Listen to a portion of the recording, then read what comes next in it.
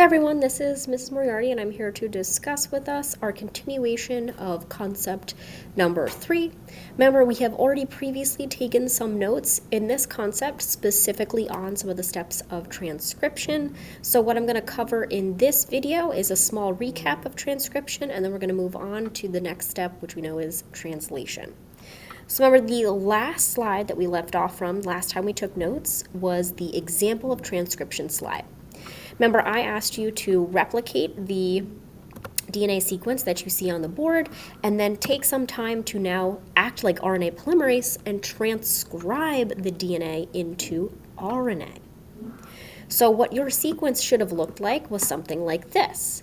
Notice this was the 3' end, so that would be the 5' end. Notice every time you happen to see a T in DNA, that would match with an A in RNA. Every time you see an A in DNA, that's going to match with a U in RNA this time. Because remember, RNA does not have thymine. Rather, it has uracil, or a U. So your RNA sequence should have looked something like this. Now, we've made our mRNA, which remember we said is a copy of DNA. So we have now completed the step of transcription.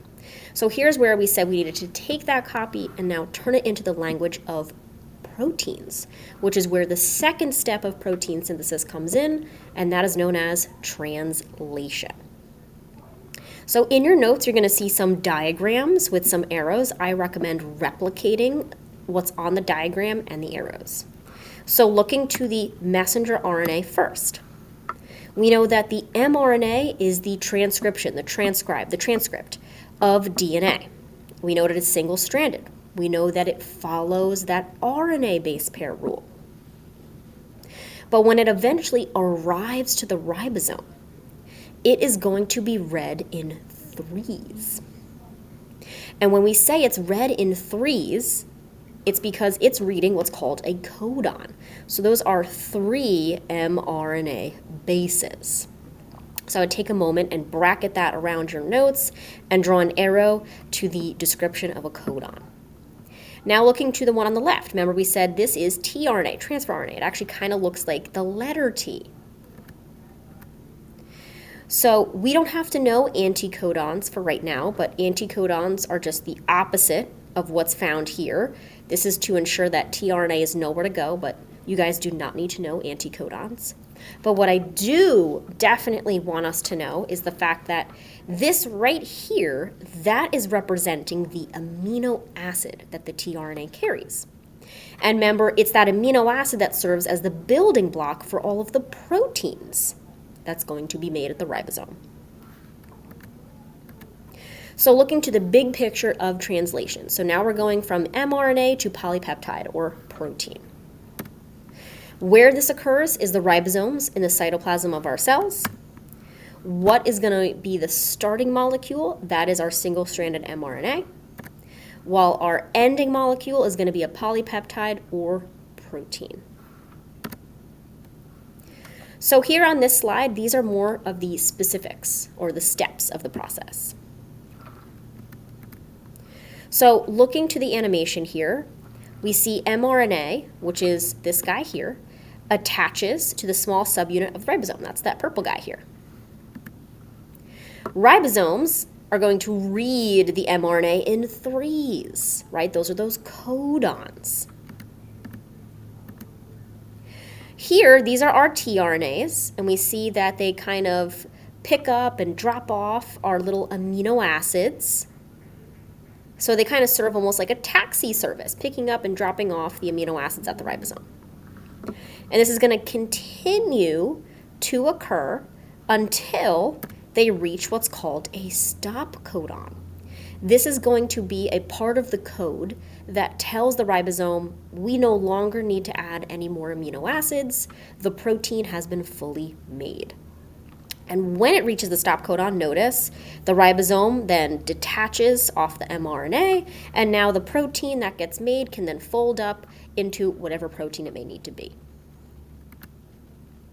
So don't forget the big picture here, right? But we said translation is interpreting the RNA message into a polypeptide or protein. Now, What might that look like? What you see here is a genetic code chart.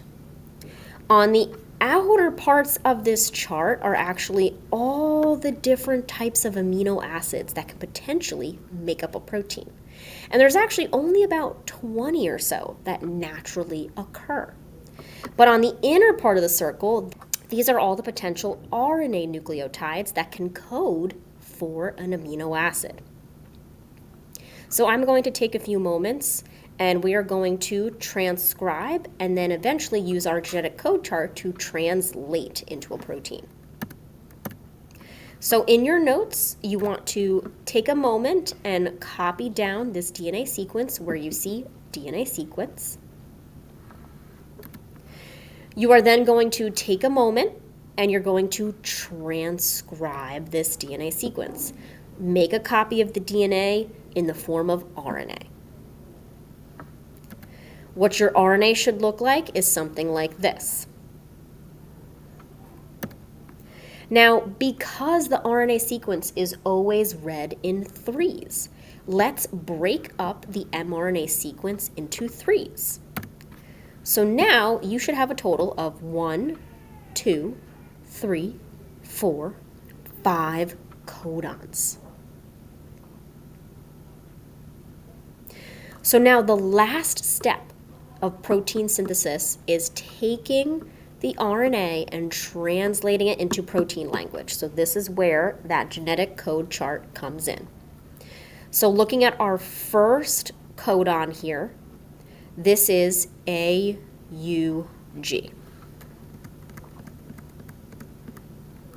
I'm going to come back to my chart, and I'm always going to start in the middle of my chart. So now, if the first codon is A, I am going to be looking only at this part of my chart here, right? Because the first codon is A.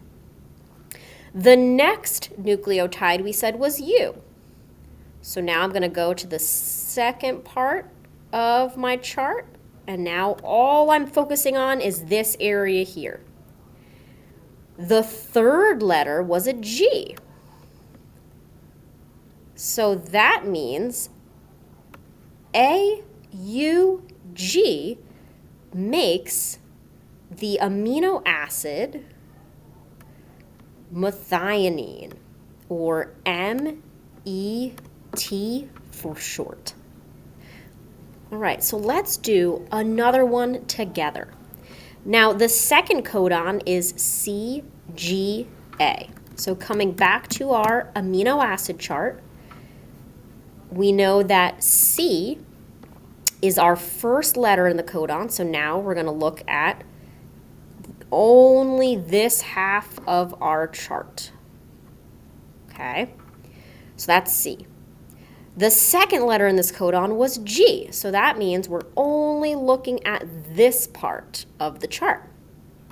Now, in the case of this codon, it really doesn't matter what our third letter is. They're coding for the same thing. So C, G, and then A, which is our last letter, codes for the amino acid arginine, or ARG for short. At this point, now that we have translated the first two codons, methionine, MET, or arginine, ARG, take a moment and use your genetic code chart to translate the remaining. What your final answer should be is something like this.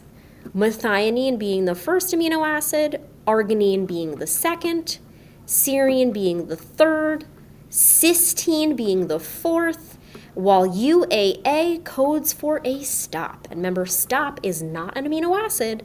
That is just the code to tell the ribosome to stop making the protein. At this point in time, this is it for our video on concept number 3. Please leave me some questions at the end of the video that you'd like me to maybe clear up or answer upon my return.